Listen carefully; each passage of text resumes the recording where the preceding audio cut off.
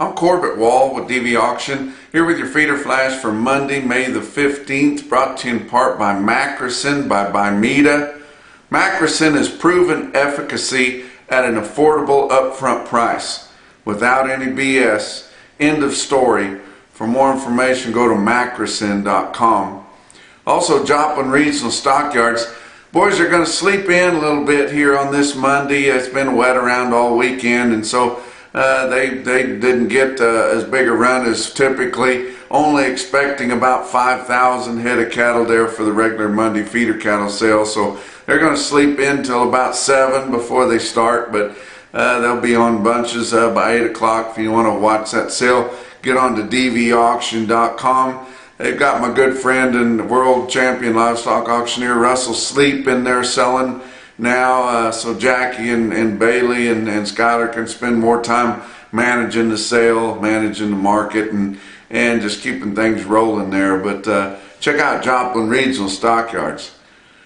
Blessed rain, thank God. And it was a fantastic rain from late last week all the way through the weekend. Widespread general rains in the places that really needed it, all through the central part of the United States. I called on several of my contacts all over the country, and they had good rains. I mean, in Colorado, across the biggest part of Kansas, Nebraska, South Dakota, both East and West River, Oklahoma, Texas had good rains. Missouri had rains. We had rains everywhere, and it was generally from 2 to 5 inches, and not stormy for the most part. I saw they did have a tornado somewhere down in central Texas, but for the most part it was just a nice rain here in the Amarillo area all day Saturday. It is just a light rain. There's a creek kind of between where I live and town, or Walmart, which is about as far as I get into town most of the time, of Canyon, Texas. There's a little creek there that I judge the runoff by, and after a little over 2 inches of rain there in that span from Thursday through Sunday, that creek wasn't even muddy. Every drop soaked in. It was badly needed. Badly needed in all those areas up through the middle part of the country. It is going to help us so much. It's going to help with hay production, going to help with grazing. People are going to be able to turn out that wasn't going to be able to turn out. People are going to be able to hold on to some of their cows. Now maybe a lot of them have already thinned down as much as they possibly can. There's places where they had some runoff, so they've got some pond water there also, but getting up into Nebraska and Iowa and places like that, it's a hell of a good start for this corn crop. We saw your corn was down hard on Friday, and it just keeps going down, almost getting reasonably priced here. If it goes down pretty good here on Monday, your new crop December corn is going to be in the $4 range per bushel. We weren't really expecting that, but just a great rain. You talk about $1 million rain. This would have had to have been $1 billion rain with a B. Just everybody you talk to is just so thankful to get the moisture. But we praise God for that, and He usually delivers, or He always has so far. So we really appreciate all the good rain. Fat cattle market here, steady would be a victory. I would just love to see the guys hold steady. But they've got a pretty decent basis out there still, to about a $10 basis compared to what your 5 area weighted average is. I assume the Southern Plains will lead the market lower again this week, about a Tuesday or Wednesday. Take that basis with a big smile on their face. Look up here in a couple of more weeks and wonder what happened to the market position that they had as they were basis jumping all the way down until we got to where there's no basis, and then they're going to try to hold the market. Then we'll likely have a little bit larger supplies or market ready cattle out there, and then they'll be up again. I've seen it happen 1,000 times. It'll happen once again. Talked to my good friend Ellison Carter. He's an order buyer in Central Texas. He's a shipper He can get you some calves ordered. You order them, he'll send them to you. These are delivered prices, guys. I'm going to give you several of them. Shipped quite a few cattle out of Ellison Carter out of Santo, Texas. They're just west of Weatherford, Texas. If you're interested in ordering some cattle like this, get on to EllisonCarterCattle.com.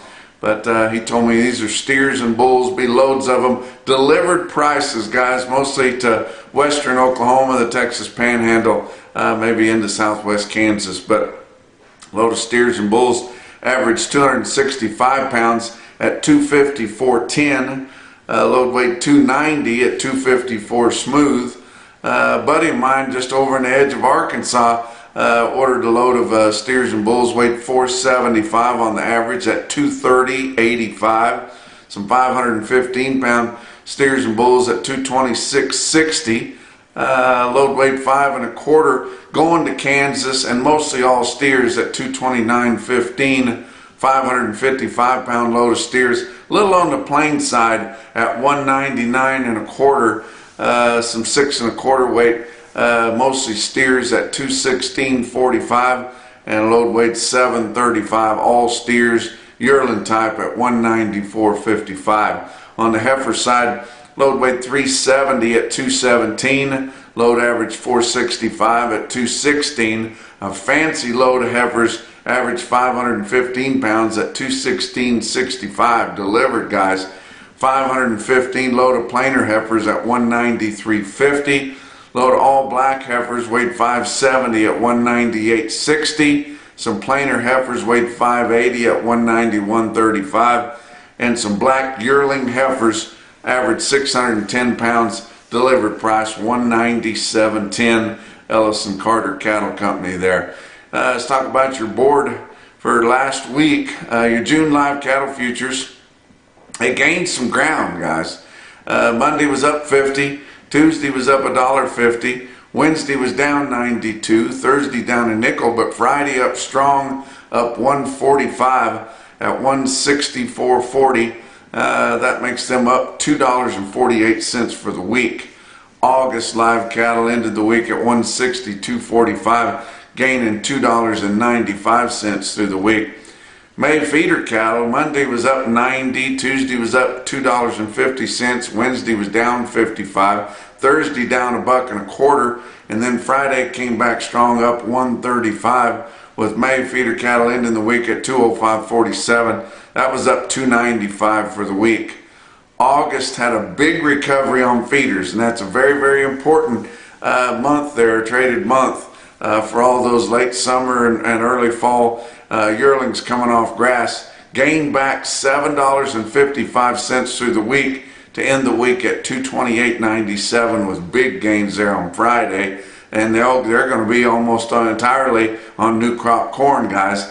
Your May corn ended the week at 633 1/4. That was down 20 cents. New crop December 508 3/4, down 26 cents for the week. Soybeans for May ended the week at 1435. That was down 34 cents. And November new crop beans ended the week at 1223 3/4. That was down 56 3/4 cent there for the week. The moisture makes the grains tumble, guys. We could have a bumper crop here with some timely moisture. Let's talk about your fat cattle trade up through Thursday of last week. They'd sold 62,800 head, negotiated in the 5-area feeding region. Live sales ranged from 170 to 178. That was about steady to a buck lower. Your weighted average up through Thursday on live steers was 173.89, down 9 cents a hundred. Your dress sales ranged in price from 275 to 280.50. That was from 50 cents to $3 lower. Your weighted average on dress steers, 279.56. That was down a little more than $1 for the week there compared to the previous week on the weighted average. Friday we had a little dab of trade, mostly just some cleanup stuff and not a whole lot of that. About 200 in Iowa. They sold 20,000 in Iowa last week. Pretty good movement. You just keep thinking that they're cleaned up and they keep finding more The cattle are not as finished as they want, but the cattle in the northern plains are more finished than they are in the southern plains, so they're going to keep buying those. Only one live price in Iowa on those 200 head. That was 173. Kind of disappointing. Nebraska sold 1,000 on Friday and 26,000 last week. Good movement for them. Live sales in Nebraska on Friday 176 to 177, and dress trade at 277. Kansas just about 150 head, 11,800 head for the week, all at 170. That's $2 lower than the previous week, which was mostly 172. Texas, just one load of fat cattle traded direct on Friday, and only 6,400 head for the week after they had a big movement of well over 10,000 the previous week. And your Texas price on Friday was 170. Box beef cutout values were lower for the week. Your weighted average on choice cuts last week on all of last week's trade was down 279 compared to the weighted average from the previous week at 306.63 weighted average on all of last week's sales, and your late Friday sales were about $2 lower than that. Selects, your weighted average on all of last week's sales was 284.76, down 372, and your late Friday afternoon sales were about the same as what the weighted average was for last week. On your weighted average, your choice select spread was almost $22 with 580 loads of cuts, grinds, and trimmings, which is fairly brisk for what we get anymore. Your slaughter running pretty decent, 646,000 estimated last week. That's 23,000 head more harvested than the previous week, and just 5,000 less than the same week a year ago. Your cattle slaughter for the year to date is down a little over 3% compared to last year, and hogs are up about 1.5%. Talk about what else is going on. EverAg Risk Management specializes in dairy, swine, cattle, and grain brokerage, insurance services including DRP, LRP, LGM, and PRF, advisory services to buyers and sellers of grain products, and Vault software technology for your business needs. For more information, go to ever.ag.com. Talk about your feeder cattle market. Your real-time index on DV auction ended the week 201.88. That's on a cash steer averaging 800 pounds from 7 to 899 pounds up through your middle 12 states. That's an auction cash steer, 201.88. That was up 90 cents compared to the end of the previous week. And we saw some gains in most of your sales. Feeders were steady to $2 higher for the most part. Most of your gains were seen later in the week. And not because of your fat cattle market. It had more to do with your corn market continuing to drop. Guys continuing to dig in on the feeders. Early in the week, we saw your market was very uneven on feeder cattle, just depending on where you were. Then they might have been stronger on the heifers or the steers, vice versa. Still good demand for weaned calves and stockers, where you see them $2 to $5 higher. Starting from now until we get into the very late summer, it's going to take, it's not going to take very many cattle to draw a crowd, because we're just not going to see the runs that we've been seeing. Now, some people have been reselling the cattle that they'd put together for grass because the grass was too dry to turn out on. Maybe they didn't have water. Maybe the cattle were already going to make more than what they thought they would if they turned them out on grass. So a lot of the receipts we've been seeing here for the past 6 weeks or so have just been people selling cattle to each other, selling cattle back out that they had just put together a few weeks before. But now we're getting to the point where most of your cattle are going to be turned out. They're enjoying their best life out there. Most of your calves, spring-born calves, are out there with their mothers now. They was glad to get the moisture. And so there's just not going to be a lot of cattle moving here until we start seeing those double stock cattle coming off the Flint Hills towards the end of July, the late part of July. And some of that may be delayed a little bit because they weren't able to turn them out as quick as they wanted to, but they're only going to get 90 days out there. Talk about your sales late last week. How about on Saturday at Fort Scott, Kansas? Fort Scott Livestock Market. They sold 165 steers, weighed 888 at 195.85. I thought that was pretty good on steers weighing that close to 9. Your National Beef Wire stick out sale of the day was last Friday at Lexington Livestock Market in Lexington, Nebraska. They had about 2,200 head, including cows and some replacement cattle there. But the feeder cattle, compared to 2 weeks ago, were quite a bit higher, from $3 to $9 higher, what they called them. Showing you the automated market report through Cattle Market Central, and you can see just a few best tested weights. 151 head of 6-weight steers, average 633 in Lexington, Nebraska, with a weighted average price of $250, $276. 172 head of 7-weight steers, average 762, average price $223.72.